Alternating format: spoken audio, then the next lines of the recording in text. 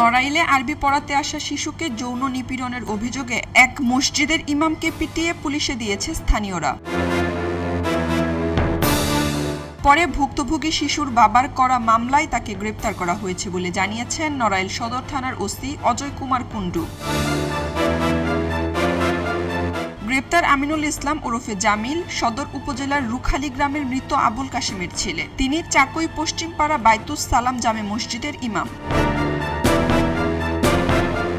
মামলার বিবরণ ও স্থানীয়দের বরাতে পুলিশ জানায়, আমিনুল ইসলাম রাতে মসজিদেই থাকতেন। প্রতিদিন ভোরে ফজরের নামাজের পরে এলাকার ছেলে মেয়েদের মসজিদের বারান্দায় মক্তবে আরবি পড়াতেন। তাদের মধ্যে বাদীর মেয়ে ও স্থানীয় আরও 2 মেয়ে শিশু ছিল।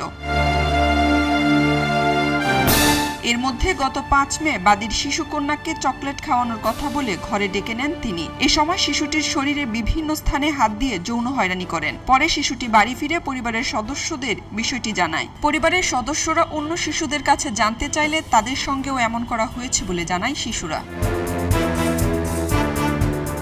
এই ঘটনায় স্থানীয়রা একত্রিত হয়ে বিষয়টি আমিনুল ইসলামের কাছে জানতে গেলে তিনি দৌড়ে পালানোর চেষ্টা করেন। তখন স্থানীয়রা তাকে ধরে পিটুনি দেয়। খবর পেয়ে পুলিশ ঘটনাস্থলে গিয়ে তাকে থানায় নিয়ে আসে। পরে ভুক্তভোগী শিশুর বাবা বাদী হয়ে নড়াইল সদর থানায় মামলা করেন।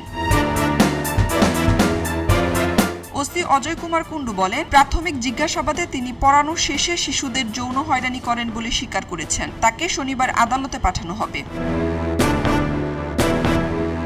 খবরের কাগজ, নিখাদ, নির্ভীক, নিরপেক্ষ।